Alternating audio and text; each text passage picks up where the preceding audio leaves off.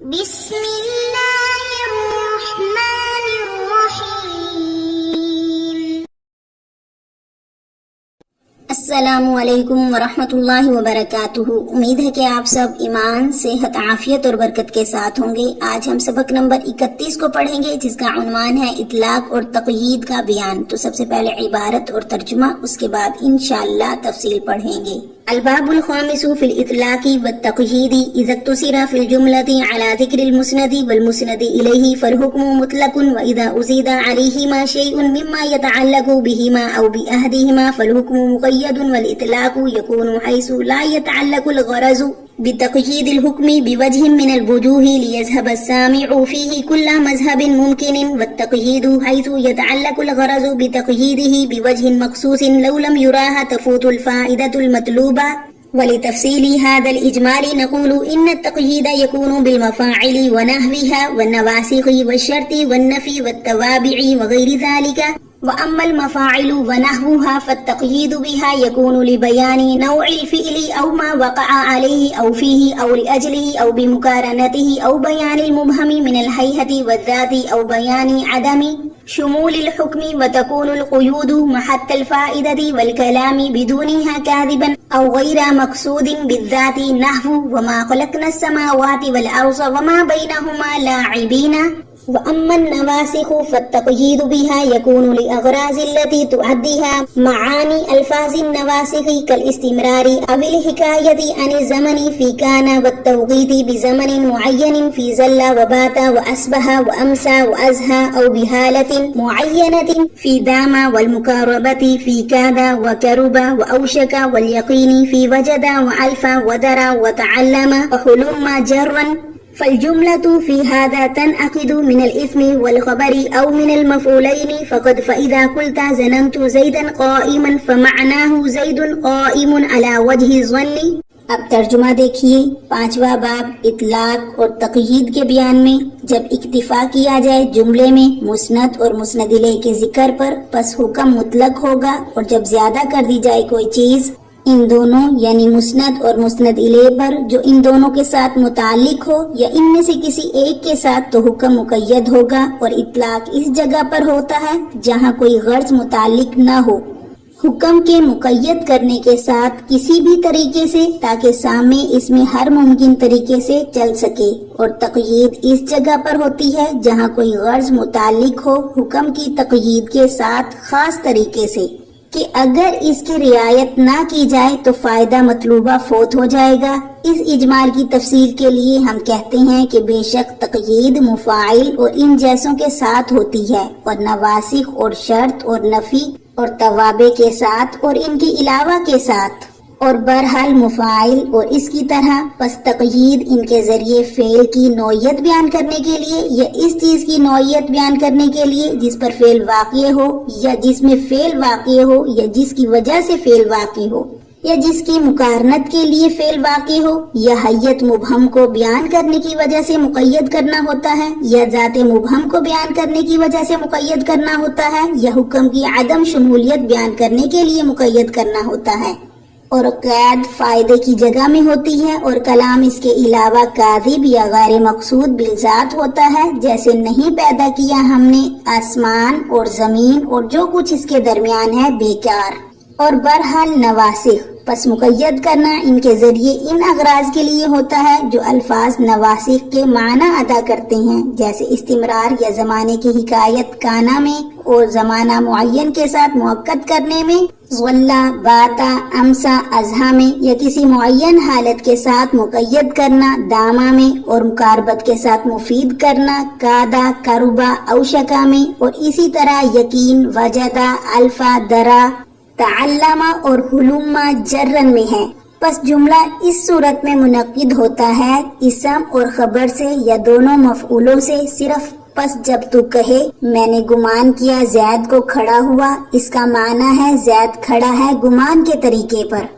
اب تفصیل دیکھیے. اذا تسرا فی الجملتی، یہاں سے مصنف 5ویں باب میں جملے کو مطلق اور مقید کے ضابطے اور ان کے فوائد بیان کر رہے ہیں. فرماتے ہیں کہ جب جملے میں صرف مسند اور مسند الیہ کے ذکر پر اکتفا کریں تو اس وقت جملے پر جو حکم لگایا جائے گا وہ حکم مطلق ہوگا، جیسے کہ جاء زید، زید آیا، کب آیا، کہاں سے آیا، کیوں آیا وغیرہ کی قید سے آزاد ہے تو یہ حکم مطلق ہے. اور اسی طرح زید قائم، زید کھڑا ہے، اب یہ حکم بھی مطلق ہے. اور زید سے مراد عالم بھی ہو سکتا ہے، جاہل بھی ہو سکتا ہے. اور قیام بھی مطلق ہے کہ قیام فی المسجد بھی ہو سکتا ہے، قیام فی السوق بھی ہو سکتا ہے، قیام فی المدرسہ بھی ہو سکتا ہے. تو جب مسند اور مسند الیہ پر کسی ایسی چیز کی زیادتی کریں جن کا تعلق ان دونوں کے ساتھ ہو یا ان میں سے کسی ایک کے ساتھ ہو تو پھر اس صورت میں جو حکم ہوگا وہ مقید ہوگا. جیسے کہ اس کو ایک مثال سے سمجھیے. جاء زید امسی علی الفرس، اب یہ حکم مقید ہے گھوڑے کے ساتھ اور کل کے ساتھ. اسی طرح اگر کہا جائے زید قام علی المنبر مع العصا تو کلام مقید ہو جائے گا ممبر اور عصا کے ساتھ. والاطلاق یکون حیث لا یتعلق الغرض، یہاں سے مصنف یہ فرماتے ہیں کہ حکم مطلق وہاں ہوگا جہاں حکم تقیید کے ساتھ غرض کا تعلق کسی وجہ سے نہ ہوتا ہو، کہ سامع اس حکم میں ہر ممکن طریقہ اختیار کر سکے. اور حکم مقید وہاں ہوگا جہاں حکم تقیید کے ساتھ غرض کا تعلق کسی وجہ سے ہو. اگر اس خاص وجہ کی رعایت نہ کریں تو فائدہ مطلوبہ فوت ہو جائے گا. تو اس اجمال کی تفصیل ہم یوں بیان کرتے ہیں کہ کلام کو مقید کبھی تو مفاعل کو ذکر کر کے کرتے ہیں، اور کبھی نواسخ، اور کبھی شرط، اور کبھی نفی، اور کبھی توابع کو ذکر کر کے کلام کو مقید کرتے ہیں، اور کبھی کسی اور چیز کو ذکر کر کے کلام کو مقید کرتے ہیں. وَأَمَّا الْمَفَاعِلُ، یہاں سے مصنفین حکم کو مفاعل سے مقید کرنے کے فوائد بیان کر رہے ہیں. فرماتے ہیں کہ حکم مفاعل سے مقید کرنے کا فائدہ یہ ہوتا ہے کہ کبھی فعل کی نوع بیان کرنے کے لیے کلام کو مقید کرتے ہیں تاکہ اس سے خاص قسم مراد ہو، اور اس صورت میں مفعول مطلق لا کر کلام کو مقید کریں گے. جیسے کہ ایک مثال اس کو سمجھیے، جیسے جلست جلست القاری. اب اس صورت میں فعل جلوس عام نہیں بلکہ خاص ہے، اور کبھی کلام کو مقید کرتے ہیں اس بات کو ظاہر کرنے کے لیے کہ یہ فعل کس پر واقع ہوا ہے. تو اس صورت میں فعل کی تقیید مفعول بھی کے ساتھ لائی جائے گی. جیسے حفظت القرآن، تو اس مثال میں حفظت مطلق مراد نہیں بلکہ حفظ قرآن مراد ہے کہ میں نے قرآن کو یاد کیا. اور کبھی کلام کو مقید کرتے ہیں اس بات کو ظاہر کرنے کے لیے کہ فعل کس جگہ میں واقع ہوا ہے. تو اس صورت میں فعل کی تقیید مفعول فی کے ساتھ لائی جائے گی. جیسے جلست امامی کا، بیٹھا میں تیرے سامنے. اور کبھی کلام کو مقید کرتے ہیں اس بات کو ظاہر کرنے کے لیے کہ فعل کے وقوع کی علت کیا ہے. تو اس صورت میں فعل کی تقیید مفعول لہو کے ساتھ لائی جائے گی. جیسے کہ اس کو ایک مثال سے سمجھیے، ضربتہ تعدیباً، میں نے اس کو مارا ادب سکھانے کے لیے. اس مثال میں ادب کی وجہ سے فعل واقع ہوا ہے، اور کبھی کلام کو مقید کرتے ہیں اس بات کے اظہار کے لیے کہ فعل کا وقوع کس چیز کے ساتھ مقارن تھا، فعل کا وقوع کس چیز کے ساتھ جڑا ہوا تھا. اس صورت میں فعل کی تقیید مفعول محو کے ساتھ لائی جائے گی. اس کو ایک مثال سے سمجھیے، جیسے سرت و طریق المدینہ، کہ میں نے سیر کی شہر کے راستوں کی. یہاں پر سیر عام نہیں ہے بلکہ ایسی سیر مراد ہے جو شہر کے راستوں کے ساتھ مقارن ہے. اور کبھی کلام کو مقید کرتے ہیں مبہم حیت کو بیان کرنے کے لیے. ایسی صورت میں تقیید حال کے ساتھ ہوگی. اس کو ایک مثال سے سمجھیے، جیسے جاء زید راکبا.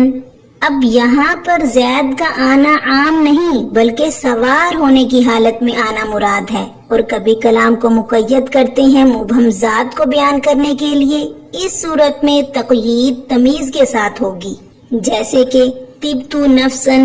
اچھا ہوں میں ازرو ذات کے، اور کبھی کلام کو مقید کرتے ہیں حکم کی عدم شمولیت کو بیان کرنے کے لیے، تو اس صورت میں کلام کی تقیید خاص وصف کے ساتھ ہوگی، جیسے کہ جاءنی رجل عالم۔ اگر جاءنی رجل کہتے تو یہ حکم عالم اور جاہل دونوں کو شامل ہوتا، جب عالم کہا تو یہ حکم عالم کو ہی شامل ہے، جاہل کو نہیں ہے۔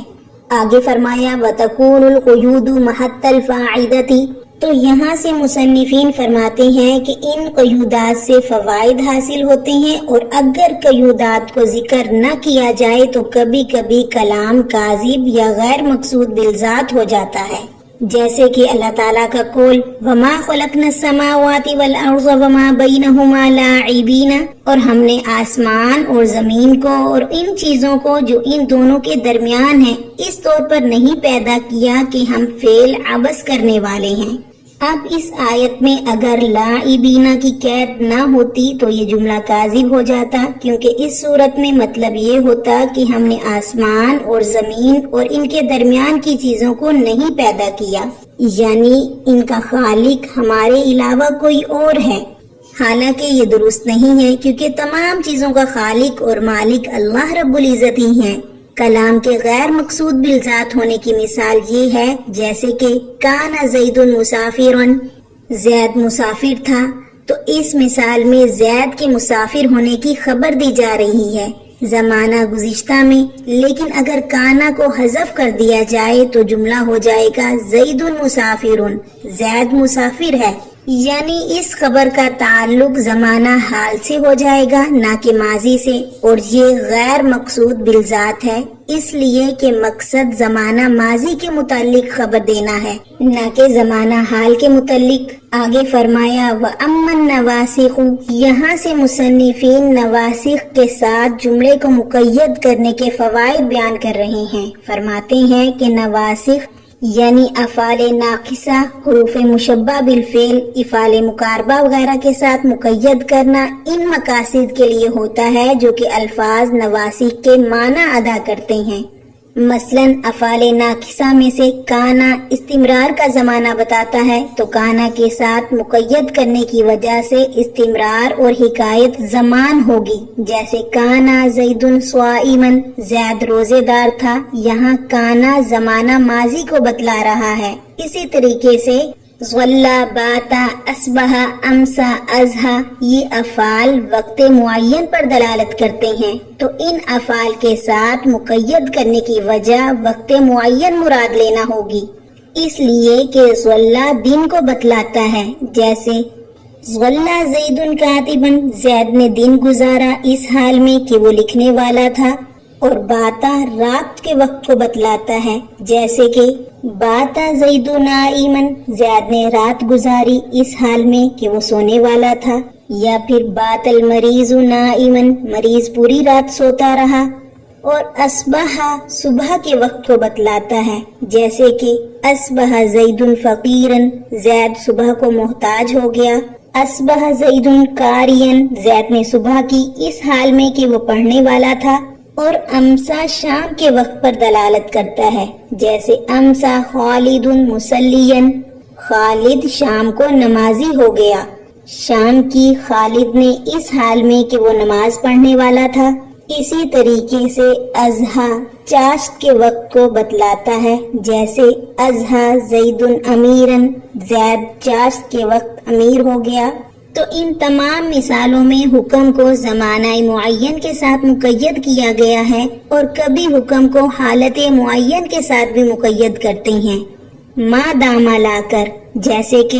داما دوام پر دلالت کرتا ہے، لہٰذا اگر دوام کا معنی مراد لینا ہے تو داما کی قید سے مقید کریں گے، جیسے داما ھذا القلم جدیدن، یہ قلم نیا ہی رہا، یعنی اپنی سابقہ حالت پر برقرار رہا۔ اور اگر فعل کے قریب ہونے کو بتلانا ہوتا ہے تو افعال مقاربہ کادا، قربا، اوشکا کا استعمال کرتے ہیں، جیسے کادا ھذا المریض ان یموت، قریب تھا کہ یہ بیمار جاں بحق ہو جائے۔ اسی طریقے سے اگر یقین کا معنی مراد لینا ہے تو وجدہ، الفا، درا، تعلم وغیرہ افعال کی قید سے جملے کو مقید کر دیتے ہیں، جیسے کنت وجدت فی نفسی ان انجح فی الامتحان،